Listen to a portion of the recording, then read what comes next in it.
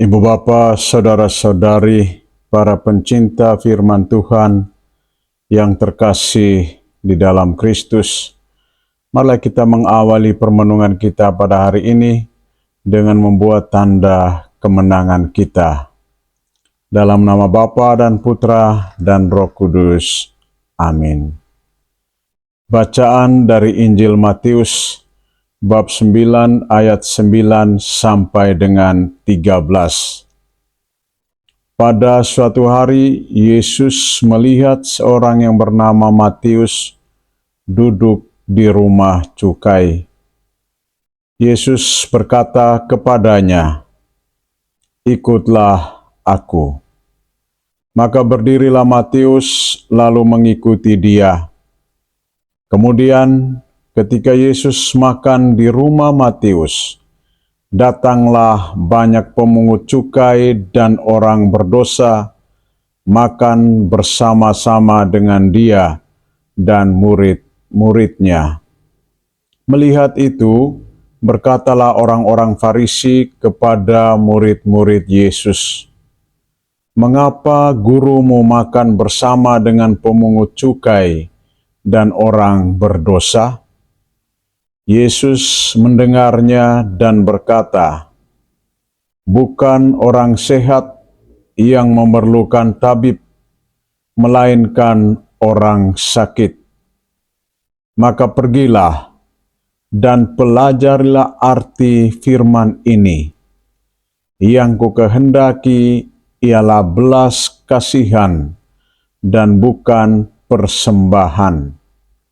Karena aku datang bukan untuk memanggil orang benar, melainkan orang berdosa."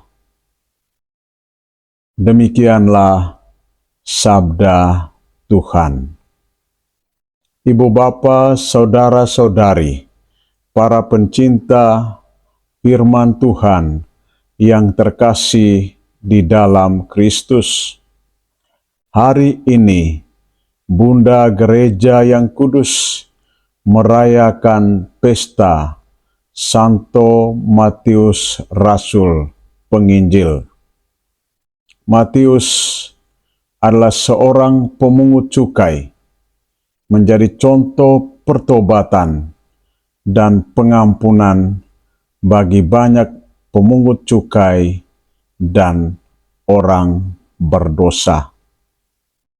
Kehidupan Matius pemungut cukai merupakan gambaran dari kehidupan kebanyakan orang pada zaman ini, di mana mereka menyalahgunakan wewenang, otoritas, tanggung jawab yang diberikan kepadanya. Tanggung jawab dan kepercayaan seharusnya dijalani dengan sungguh-sungguh untuk dan demi kebaikan bersama. Tetapi karena orang lebih mengedepankan kepentingan dirinya sendiri dan mengabaikan kepentingan banyak orang, maka mereka tidak memiliki hati lagi untuk orang kebanyakan. Matius, seorang pemungut cukai, memiliki latar belakang kehidupan yang kurang benar di hadapan masyarakat.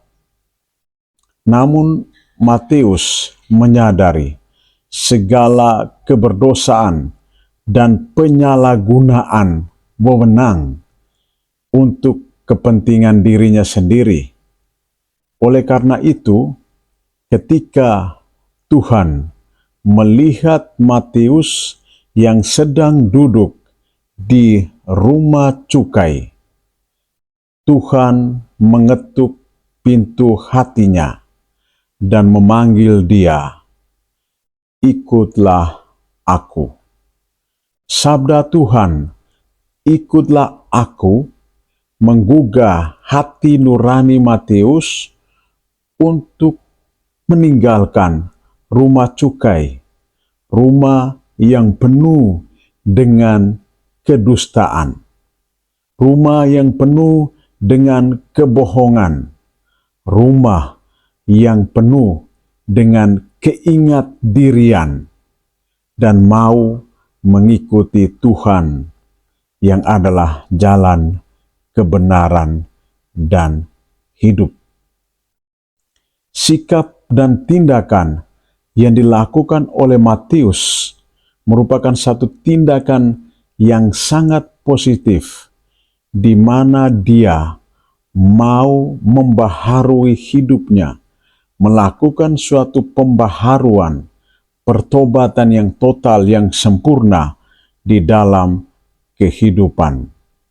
Ini satu poin penting yang dimiliki oleh Matius sebagai tanda pertobatan, di mana ia melepaskan, meninggalkan rumah cukai, rumah yang penuh dengan keberdosaan.